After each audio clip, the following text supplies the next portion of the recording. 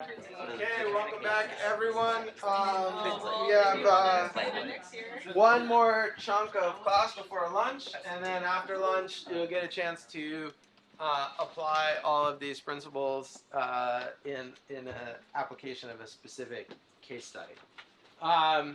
So we just talked about this idea of taking a principles-based approach, not following just the rules, but abstracting to principles and ethical frameworks. And now what I want to do is talk about 4 specific areas where I think you'll run into problems doing these things. And this is sort of my guess based on the problems that I've seen other people run into. And some of them have already come up, which I think is good.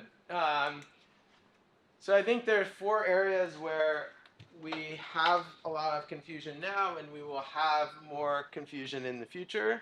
So one is around informed consent. It's come up several times. Informational risk, the risk that is in a lot of the data that's now being created. Privacy, which is, well, a very complicated idea. And then finally, making decisions in the face of uncertainty. A lot of times it's not clear what are the risks and benefits of this research, or we don't have all the information that we would like, and we still have to make decisions even without that information. So these are some of the challenges that I think we'll run into, and we'll sort of walk through each of these. And I'll have, I guess what I see is like, here's a simple idea that I think a lot of people have about this particular area. Then I'll try to provide you with a counterexample that I hope will break that simple idea. And then I'll try to offer what I think is a better idea. And then have some advice about how to think about this stuff. So that's the plan. And then we definitely would like to have discussion about each of these. So while we're going, definitely feel free to jump in. So informed consent. So I think the simple idea here is that scientific research means informed consent from all participants all the time. And I think, let me tell you about a study.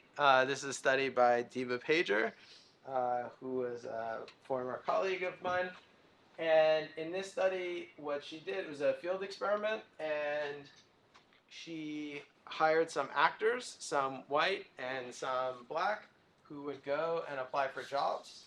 And they measured the callback rate of these actors. So one other thing about this is that some of the actors pretended that they had criminal records and some didn't. So it was 4 different types of applicants: white with a criminal record, white without, black with, black without, and then measure the callback record for each of these.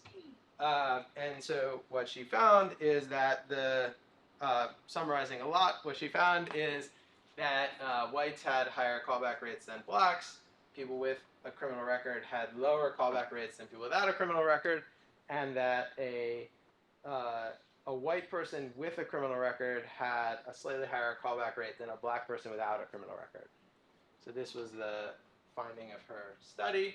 Now, in this particular study, the actors, the people who were participating, they knew it was a study, but the employers did not know it was a study and did not consent to participate. And so in this case, we have an experiment without consent. And not only was it an experiment without consent, it was an experiment without consent that involved deception, because these people were not actually applying for jobs, they were actors. So this seems to break the rule that we have of you shouldn't do experiments without consent. And I'm not calling out Diva in particular, because this is actually a very extremely common thing. So there have been at least 117 of these field experiments to measure discrimination in 17 countries. So this is a very common thing to do. And again, it doesn't involve consent of the people who are actually the participants.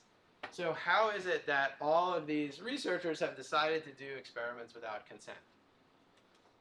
So researchers working in this area have 4 conditions that they describe that mean that they think makes these experiments ethically justified. So first is limited harm to the employers. This is not a huge burden that you're placing on them. Second is there is great social benefit from having reliable measures of discrimination. Third, there are weaknesses of other methods for measuring discrimination. So for the social scientists, you know that this is really hard to do any other way. And fourth is the fact that deception does not strongly violate the norms of that setting. And so let me explain what I mean by this. So imagine if we were going to go into doctors' offices and like do some kind of deceptive experiment, right? You might say you are like sullying up this context where people are expecting to be honest and they're expecting the doctor to respect your confidentiality and so on. So this last thing is not about any harm to a participant, but it's about a harm to a context. And so they're saying the context of people applying for these low-wage jobs, that is not a pristine context. There's already a lot of deception happening in that context, and so we are not sullying that context. And so if any one of these was not met, you would have a much harder case for doing these experiments without consent. But they argue that these four together make this a reasonable thing to do. So you could also, though, make a rules-based argument. So dozens of IRBs have approved this type of research, probably because it is consistent with this part of the common rule, 46.116 Part D, which is the part about when you can waive consent. These kind of studies have also been supported by U.S. courts. So number 813029, 7th Circuit, ruled that it was okay to do field experiments with deception to measure discrimination. So here we have a case where we have a lot of people doing experiments without consent. There is a sort of a principles-based way of thinking about why they should do this. There's a rules-based way of why they should think about doing this. And so I think we need to move away from this overly simple idea of informed consent for everything.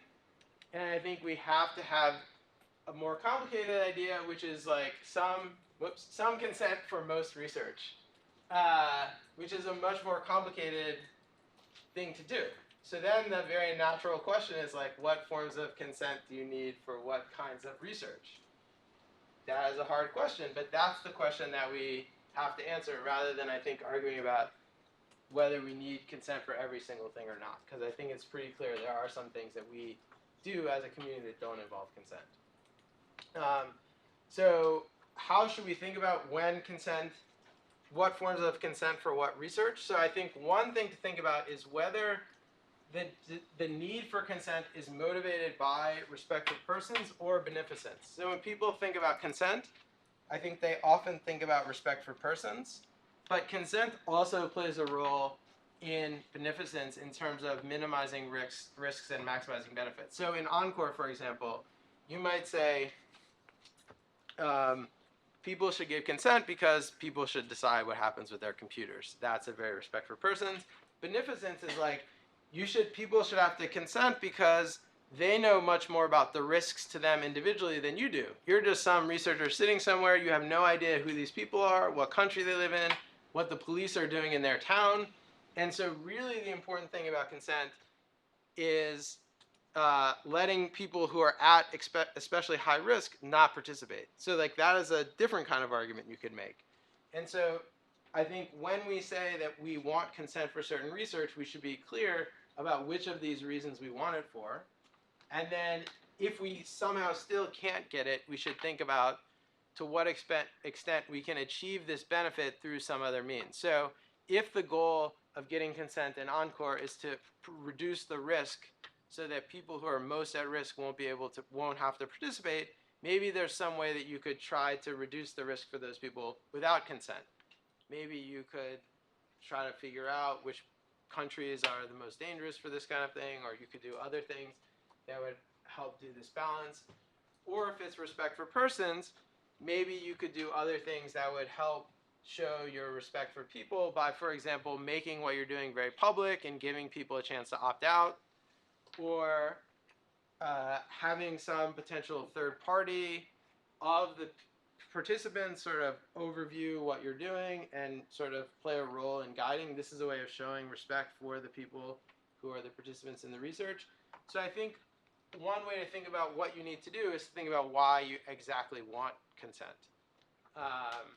And then there's more ideas in the book. So any questions about consent? I mean, I realize this is very fast, but yeah? In the examples that you gave where there was a whole field working without consent and using deception, was there a disclosure afterwards about the deception? This is a great question. So one way of dealing with consent is debriefing, is to explain to the people afterwards that there was an experiment and trying to remediate any harms that happened because of that experiment. So these people do not debrief in general, and there's a debate about debriefing.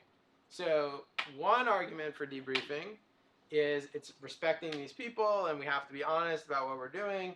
It also helps promote transparency-based accountability, because if you know that you're going to have to tell these people what you've done to them, maybe you're a little bit more likely to be on your best behavior.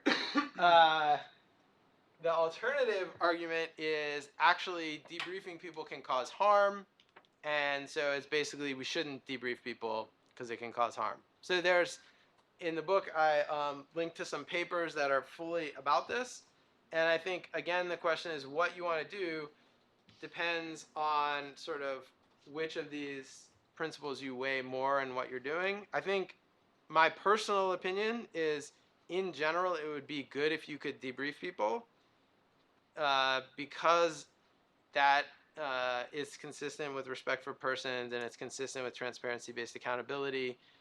And it's true you don't want to do harm to them, but when you say we're not going to debrief because it's going to cause harm, you should be really clear about who it's going to cause harm to. If it's about not causing harm to you, that's different than not causing harm to the participants. And one of the things that the psychologists have thought a ton about this, and there's a lot of really great papers from the 70s about how to think about debriefing.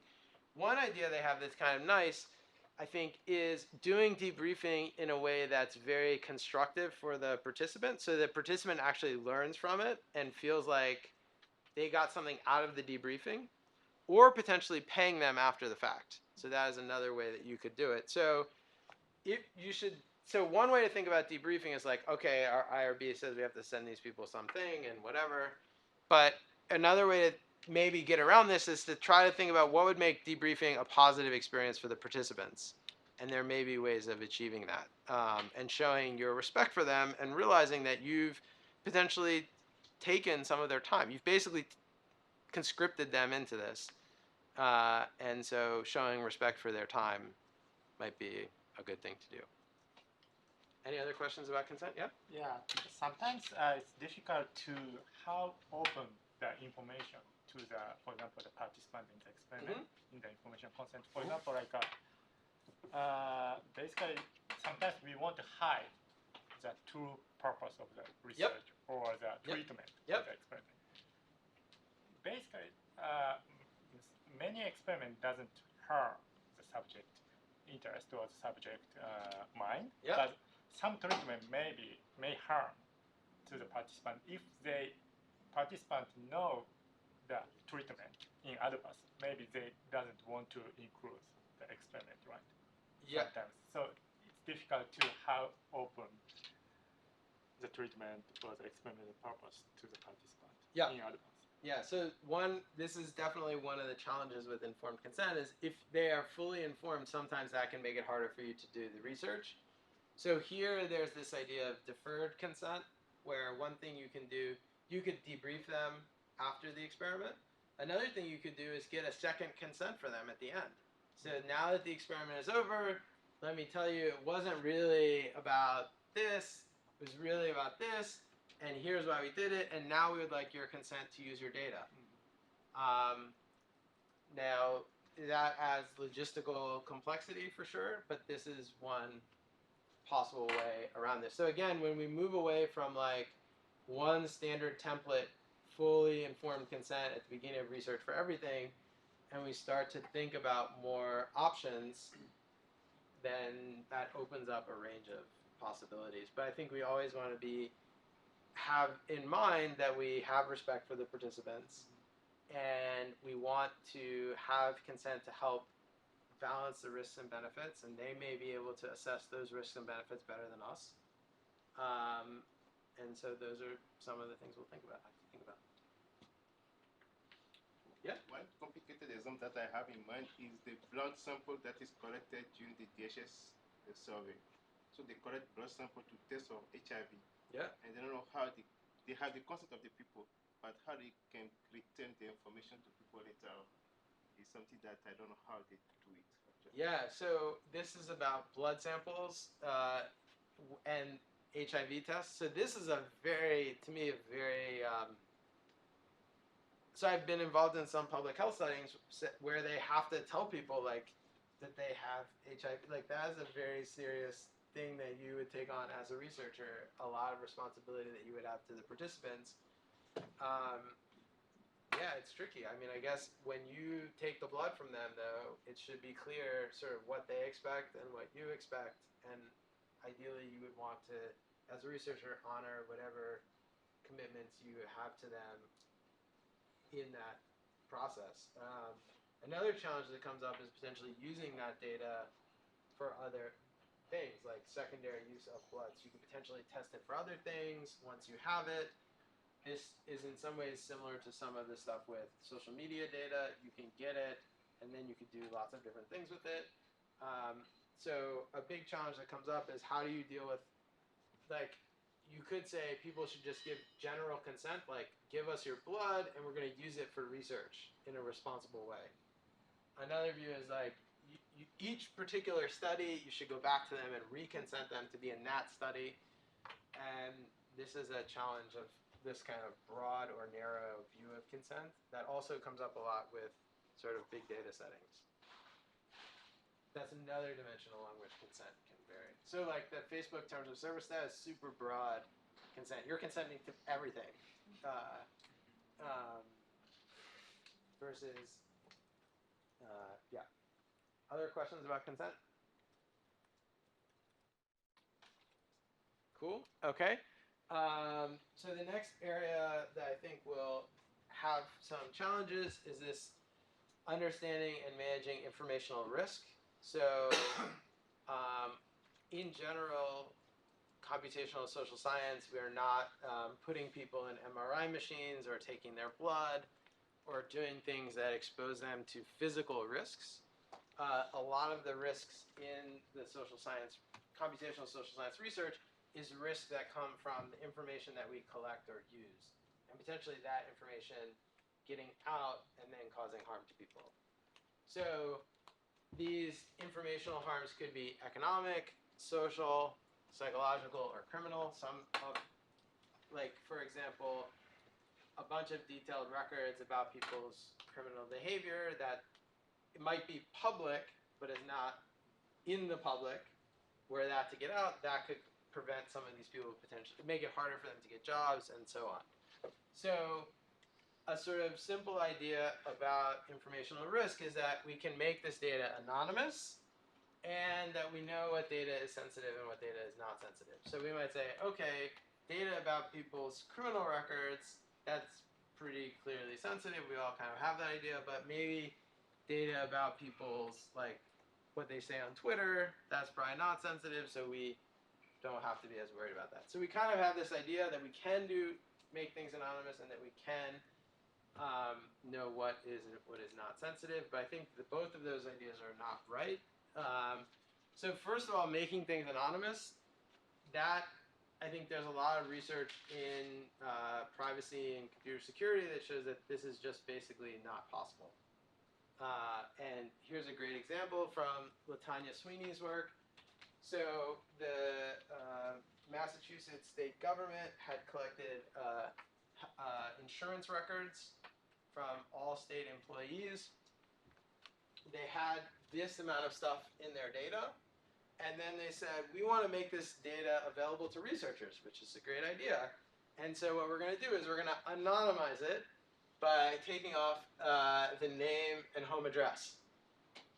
And then this was in 2002 or something, so this was a little bit ago before I think people understood this as well. And then we're going to release all this stuff. But it's anonymous because there's no names and there's no addresses. And so what Latanya Sweeney realized is that you could get voting records, which have many of the same fields, and then you could merge these two sources. So it turns out that zip code, birth date, and sex is unique for almost everyone in this data.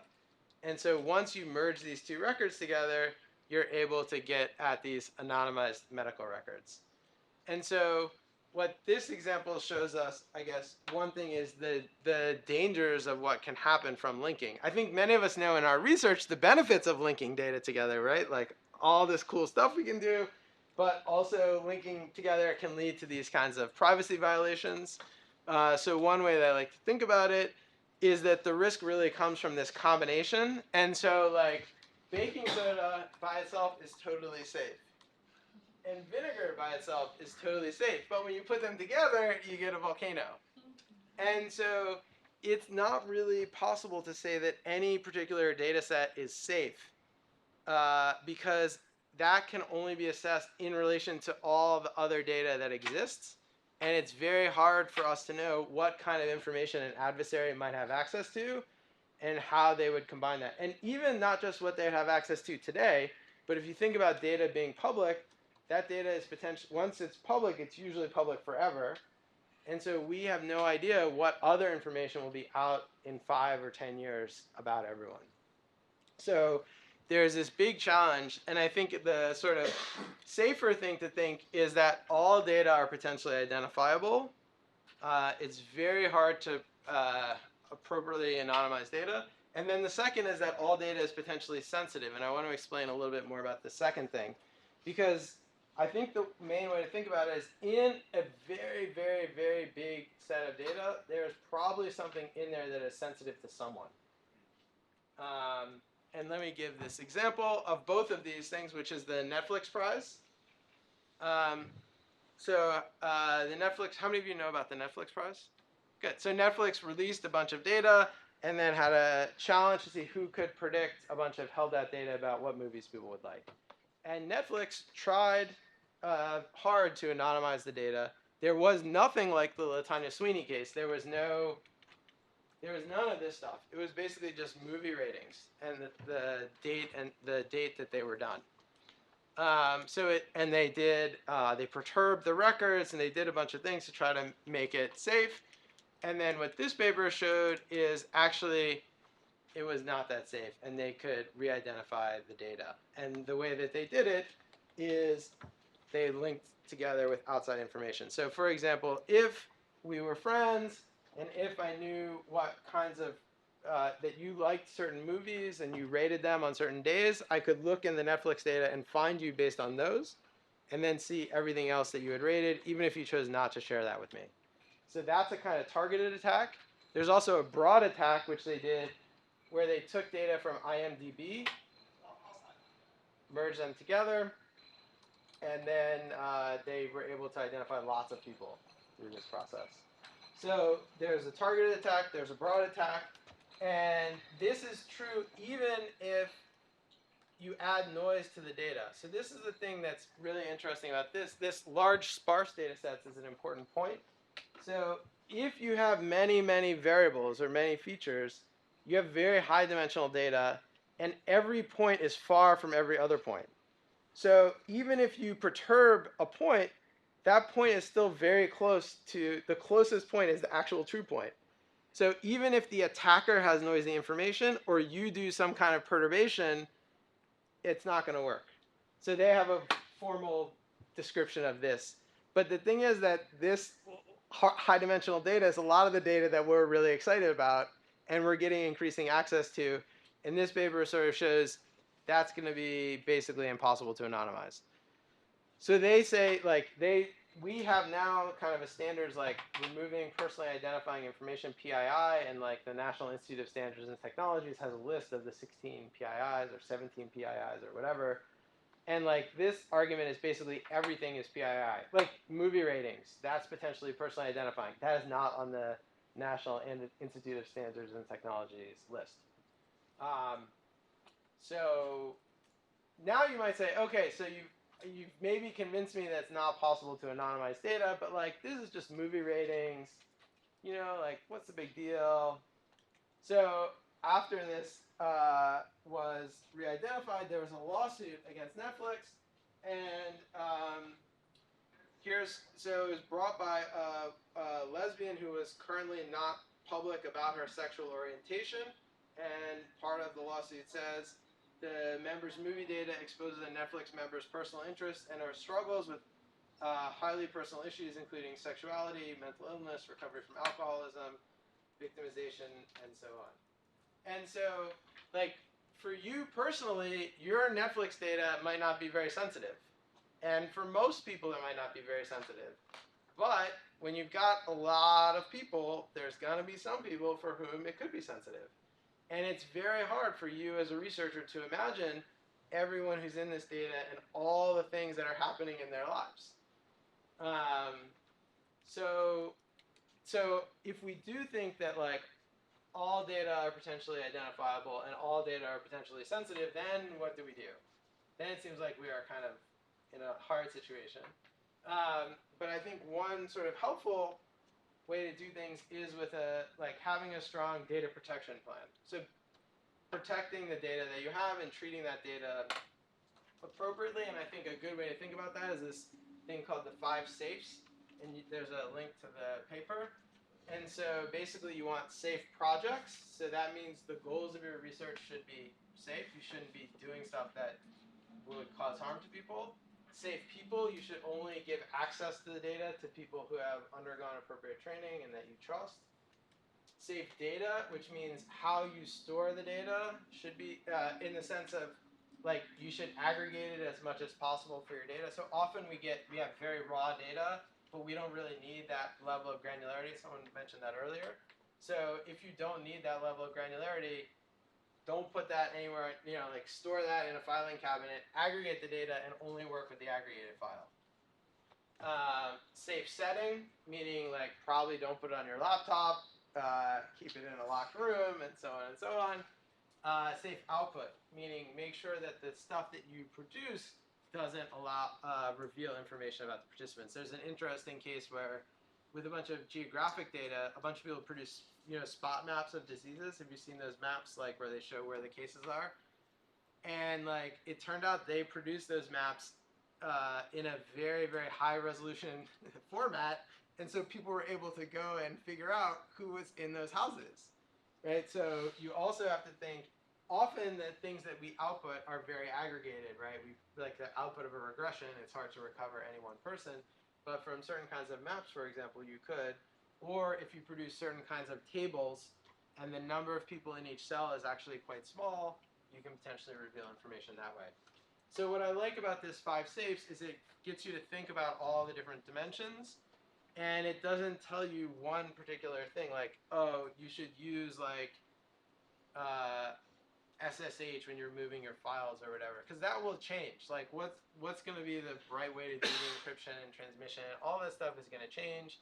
But, like, these kind of things seem likely to be helpful 5 years from now, 10 years from now, 20 years from now. And so if, for example, you're dealing with a company and you want the company to give you their data, they're going to be worried about the data leaking out. That would be, if they weren't, they would be not paying attention. So when you ask them for stuff, you can say, and I realize that your data is incredibly important, and here's my data protection plan. Here are the different dimensions of it. I'm following this 5 safes plan, and here's how I'm going to have safe projects, safe people, safe data, safe settings, and safe outputs. And you can be sure that your data is safe with me. So, like, that is a much better way to approach them, to be like, hey, yeah, we'll take care of it. It'll be good. So that's the 5 safes. I think that's a good way of dealing with informational risk. And I think with a strong data protection plan, most computational social science is minimal risk. So minimal risk is something we'll talk about later. It's a specific regulatory term, but it sort of means no more risk than everyday life risk for participants. And if you can meet this standard, then a lot of things are possible. So it is sort of a regulatory term, but I think it's also a very useful concept that it helps to benchmark what you're doing against everything else that's happening. So I think for a lot of things, if you get a good data protection plan, then minimal risk is what you're doing is probably minimal risk. Yeah? feel like there's a strong push in the social sciences for replicability and for openness of information, and even to the point where journals are requiring you to put replication files online with your publication. How do you sort of align these two goals? Oh, great. That's a great question. So data sharing. It seems like we are in this fundamental tension between minimizing the risk to our participants and then like maximizing the benefit to society and or complying with the rules. So I think it's helpful to think about a full range of things from never sharing your data with anyone to posting your data online for everyone in the most granular form, right? There's a lot of stuff that's in between those two extremes, and so you can think about them.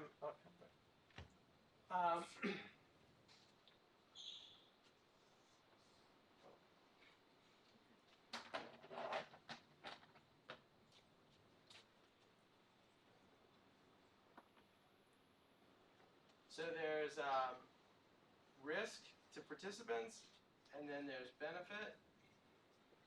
And so, like, in some ways, never doing your research is the safest thing. Right? You just don't do anything. Or as soon as your study is over, you like destroy your hard drive. And so that's kind of at this extreme, very little benefit to society, very little risk to people. The other extreme is maybe you just dump it all on the internet in a raw form.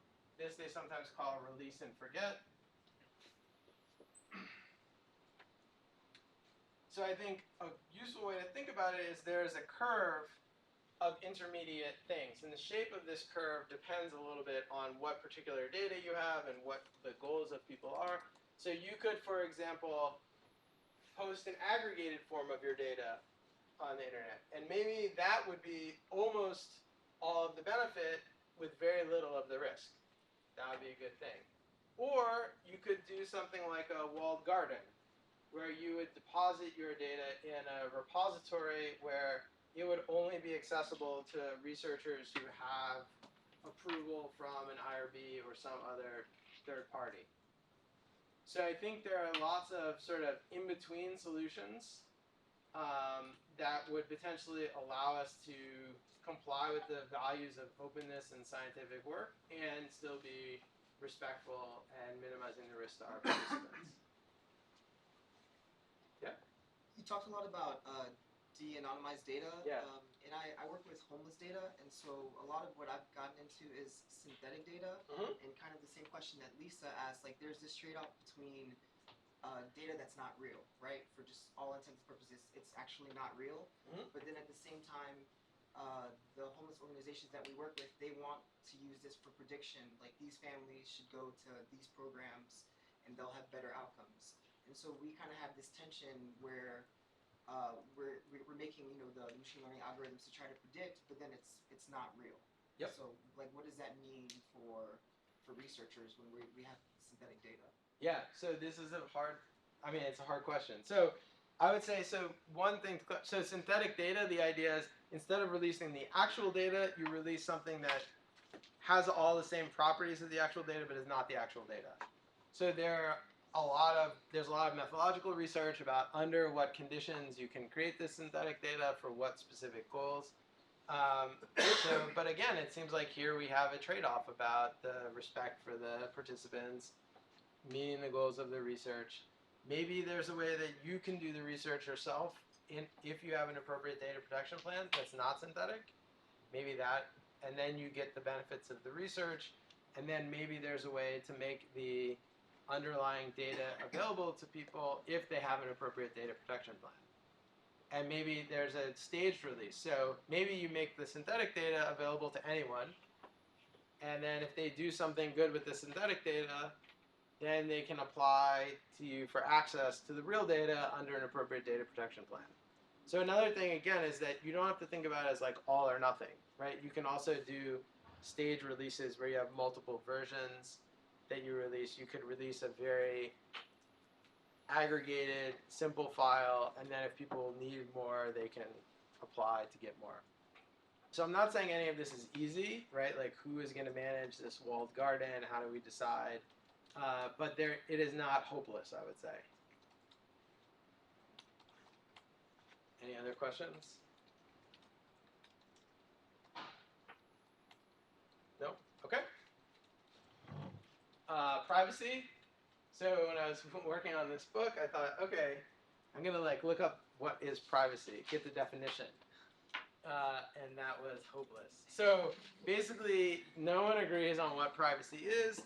And so for that reason, we should not be surprised that there are going to be a lot of debates about whether we are violating people's privacy, because no one even agrees what that is. So if like the greatest legal minds have been working on this for 100 years, they cannot agree. We should not expect our participants to agree. And they shouldn't agree with us. We should expect that we won't agree with ourselves. It's just not going to get a lot of agreement. So one idea that we sort of have now is this public-private dichotomy. So if it is public, then it is okay to do what you want with it. And if it is private, then you shouldn't do stuff to it. That's roughly one way people think about these things now. I think interesting sort of case that causes us to think about this public-private distinction is this paper by Pankopoulos. So basically what they did is so in the US, voting records are public, whether you have voted or not who you voted for, but whether you voted. And that is public in the sense that you can get it, but it's not public in the sense that everyone sort of knows it. It's sitting in a database somewhere that you should have access to it. So what they did is they went to some small towns and they sent everyone a postcard, and this is one of the postcards that a bunch of people in Ely, Iowa received. And it says, Dear registered voter, on November 6th, an election to select local leaders will be held in your town. As a registered voter, you are eligible. We urge you to vote. We also remind you that your vote is a matter of public record. To promote participation in the election, we will obtain a complete list of registered voters who cast ballots from the local election officials. Shortly after that, we will publish in the local newspaper a complete list of registered voters who did not vote. Do your civic duty and vote. So people who got this postcard didn't like it very much, as you might imagine. And other people got a version where it said, we will publish a list of people who did vote. Those people also thought it was kind of strange. So here you have a case where this data is absolutely public, but this is not really something that a lot of people would have consented to, probably. Yeah? I was just wondering if the two conditions were in the same town. Different towns. So, like, on the one hand, this data is public, but on the other hand, something about this feels kind of weird. So, I think a better way to think about this is this idea of contextual integrity that has been proposed by a philosopher named Helen Nissenbaum.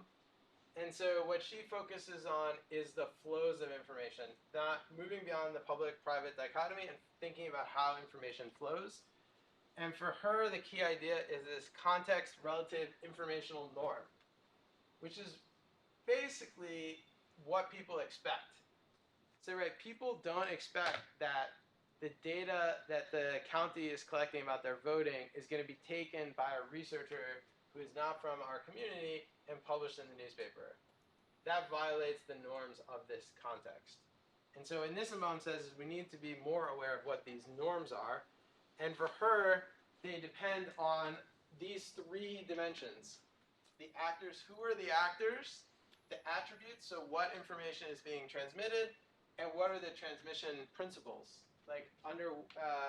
And so she argues that each of these three dimensions are necessary to understand these context-relative informational norms, and if we only focus on two or one of these, we won't be able to capture the norms appropriately.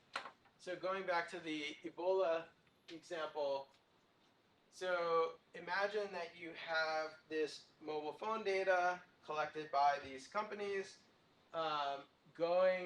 the full raw data goes to the governments in those countries, to be used for whatever purposes they see fit for as long as they want. right? Like that's probably not the norm that many people in those countries would have wanted. But maybe if it was, the data goes to researchers who are being supervised by, who are under third-party oversight. They are only able to use the data for this specific task. Once that outbreak is over, the data will be deleted. That is a different set of conditions that may be more sensitive to these norms. So in both cases, the data from the company is flowing to people who are going to analyze it, but the context around that flow is very different. And so those two different scenarios probably feel very different to you. And so when you have a case where you have information that you want to move from one context to the other, try to think about, is this consistent with the norms of this space? And then that can help by thinking about these three different dimensions. Now, to be clear, putting this in practice is difficult because it's hard to know what are the norms in a lot of these settings. These might not be shared by everyone in these settings. Also, Nissenbaum is very clear to say that it is not the case that you should never break these norms. So she has a whole chapter, chapter 8 in her book, is about when you should break these norms. So it's not, but she would argue you should be aware of them, and if you're going to break them, then you have to think carefully about why you're going to break them and why that's appropriate. Okay, so that's a little bit about privacy. I think a better way to think about it is this contextual integrity. And then the last area that I think we'll have challenges around is making decisions in the face of uncertainty. And this is something I've seen on the IRB too. Like you get proposals, and you're like, is this gonna hurt someone? And often, like, we don't really know the risks. So with something like Encore, I think the risks are probably pretty small, but it's hard to know. If, you know, everywhere in the world, what's going to happen. Or emotional contagion. So I personally would estimate that the risks are pretty small, but I don't know. I mean, maybe for some users, it could cause a problem. We don't really know. So how should we decide when we don't know these things? But I think this is a thing that we'll face a lot in the kinds of research that we're going to do. So one kind of simple idea that people have is like better safe than sorry. If someone could be hurt, then we shouldn't do it. Now I think this is a more fancy term for this is the precautionary principle. And like this though runs into some problems. This seems very sensible, but it runs into some problems also. So if we think about something like emotional contagion, it is the case, I'm not talking about emotional contagion now, I'm talking about something similar to emotional contagion. One could imagine a version of this study where someone might be harmed. Also, one could imagine that by not doing this experiment, people would be harmed, because this experiment could lead to valuable knowledge about how people are affected by the behavior of others. So in many situations, there is a risk to doing the research. There is also a risk to not doing the research. There is no risk-free approach. And if you only focus on the possible risks of doing it, you are not taking a wide field of view, and you're not appropriately balancing risks and benefits. So I think a better idea than the precautionary principle is that there are no risk-free approaches, and that we should not take a narrow field of view and only focus on the risks. Because for anything, we could imagine, even a survey, just a very simple public opinion survey, we could dream up a scenario where someone could be harmed by that. And so if we are never going to do anything that might possibly, in our minds, you know, this is it has the potential to basically stop research if you take this to its extreme. So a fuller elaboration of what I've just, obviously this is a very complicated idea that I've tried to express in one bullet point. I would recommend this book by Cass Sunstein, which is an entire book about moving beyond the precautionary principle. But I think, again, once you recognize that people are starting to use a sort of colloquial version of the precautionary principle, then you can have a sense of okay, I understand your framework. Let me explain to you the sort of dead ends that this framework will lead to. So how do we go forward in the face of uncertainty? That does not mean we should just be taking risks willy-nilly with people. I think that would be a bad idea too. So I think the minimal risk standard is really helpful. So again, we can try to benchmark against everyday risk, even if we don't know the absolute level of risk of a study. So for example, with something like emotional contagion, we could imagine the valence of the news feeds in the experiment, and we can imagine the valence of the news feeds without the experiment. And if this experiment would have driven the news feeds way out of what is normally seen, then we would say, well, something strange. But if the range of things that show up during the experiment is pretty similar to the range of things that show up not during the experiment, then it seems like this is likely to be the same risk that people encounter as when they go on Facebook anyway. Right? So then we don't actually have to know the absolute level of risk. We just say this is similar to the everyday risk that these people have. So the minimal risk standard, I think, is a very useful idea. Power analysis. So here, power analysis is all about figuring out how big your study needs to be to reliably detect the effect that you're looking for. So I think if there is a risk, and if you don't know how big that risk is, you should still try to make your experiment as small as possible. So we say, look, there is a risk, we acknowledge that, we think it's minimal, but we're going to make sure that this experiment is no bigger than it needs to be. And so power analysis can be very helpful. Notice that this is the opposite of how we normally do power analysis. Usually we do power analysis to make sure our experiment is big enough. And I think increasingly it's going to be the opposite. Because like we could write a bot to interact with everyone on Craigslist. And then the goal is the opposite, is to keep it as small as we can keep it. Ethical response surveys. So another thing that we can do before we even begin is to actually do some surveys of people to try to get a sense of how they would feel about these studies. So this, actually I forgot to put the citation here, but there's a paper, I have it in the book, where they basically propose a sort of set of standard questions that you could put on a survey on Mechanical Turk and very quickly get some feedback about not just a single design, but many different designs. Because again, we have to remember that there are many possible designs we could use to answer any research question. And so if there are 3 designs that you're thinking about, you could do one of these ethical response surveys and see if some of them seem to be more favored by potential participants than others. And then the last is this idea that's very common in medical settings, is staged trials. So if you have a new drug, you don't just jump right to this big RCT with a large number of people. First, you have to go through a stage 1 trial where you find a safe dose. Then you have to go through stage 2 trial to show efficacy. Then you go to the full RCT. And so you could imagine that before doing certain studies, we would do other studies to figure out whether the treatment is safe or what is a safe dose of this treatment. And so think about building, in the face of uncertainty, don't jump to the big thing right away.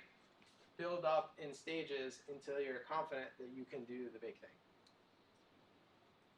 So those are some ways forward when you're dealing with this uncertainty. Yeah?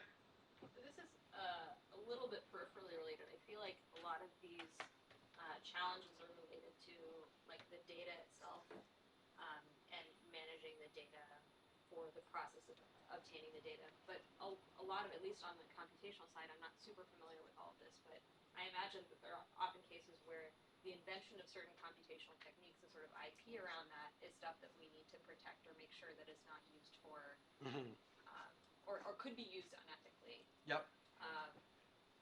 How do we manage that? That is a hard question. So, like, to make this concrete, let's imagine you're doing research on facial recognition. So there's like... Just perhaps. Perhaps, hypothetically. So that is a very natural research topic, and there are very useful things about facial recognition for tagging photos. And then there are ways that could be used by repressive governments and or other unsavory characters. So Well, so the cheap answer I can give is that's kind of outside of the scope of what we're doing. But I mean that a little bit seriously. Like, so in my book, I tried to focus on things that would be helpful for individual researchers who are trying to do the right thing. And then these issues about certain technologies that have dual purpose and how they should be regulated, I feel like that is a much broader issue that is less. I think that's a hard issue that we as a community have to face. But I think it's hard for any one person to address this. So I guess I would say one thing. I would be curious if anyone knows how this is dealt with in other fields, like nuclear science, like presumably, or certain kinds of like terrorism. There's dual use kinds of issues. So I don't know how they're dealt with there. I guess I would say that as a researcher, it would be helpful for you to think about if those things are possible, and then to weigh that whether you want to do that. Because the other thing is, like, we don't have to do stuff we don't want to do, right? No one is forcing you to do research on facial recognition. Many of you are in a setting where there's tons of research you could do. You probably have more ideas than you know what to do with. So if there is one where you think, this has a dual use that I'm not really comfortable with, then you don't have to do it. But I think it's hard, though, because it's hard to anticipate what some of those secondary uses are. So for a lot of like machine learning methods, it's very hard to imagine how they could be used and misused. So I think it's hard. I mean, I guess a more immediate like ability to anticipate what's happening is if you're getting your data from a company, knowing how that company wants to use wants to benefit from the collaboration is important to weigh. Oh yeah, so there's this other some people, you can imagine people doing research about how to find employees that aren't being very productive, and so those employees could be fired. So that would be something you would have to consider. I mean, there are reasons that companies have to do stuff like that, right? So I understand why the companies are doing that. I understand why they want to do it, and you would have to decide if you want to do that. But again, I would encourage you to think about unanticipated secondary use. So one of the examples I talk about in the chapter is a very, very extreme example. We're nowhere near this, but like during World War II, a lot of data that was collected by census bureaus and governments got repurposed and was used as part of human rights abuses during the Holocaust. And so this data was collected and with one purpose in mind. That was the intention. The world changed. Then it got used in a way that no one ever imagined it would have been used, I think. And so we're nowhere near that here, but the point of this example is to show that it's hard to know what the world is going to be like in 5 years. And the person that you're dealing with now is maybe not going to be the person who's there 5 years from now. And a lot of the data that will be collected, if that data exists forever, it can again be repurposed in ways that are beneficial, right? Like a lot of research is about repurposing data, but it can also be repurposed in ways that are not good. Yeah, it's hard. It's like, this is a big thing about the uncertainty, right? We don't know what's going to happen in the future. It's hard. Yeah? So this is a little less heavy. Yeah. I've read like many RFPs where they ask about safety of data. Yeah. And they always have that line, the data will be stored in a password-protected computer in a locked office. And I always feel like very unimpressed. Like, yes. That doesn't sound that secure to me. And I'm wondering if you think that, A, if there are better ways now to secure data, especially if it contains even remotely sensitive information, or B, going forward, if we should think about ways of securing data more aggressively. Yeah, absolutely. So I think I guess the safest way is not to have it. So I think about what you even need.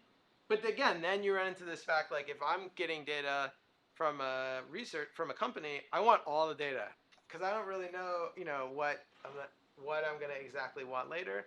So idea of like taking only what you need is called data minimization, and then there's a lot of research about under what conditions we can do data minimization and how we should make data minimization kind of like a default.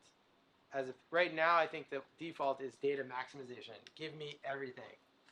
And I think we can move to a setting where there's data minimization by default.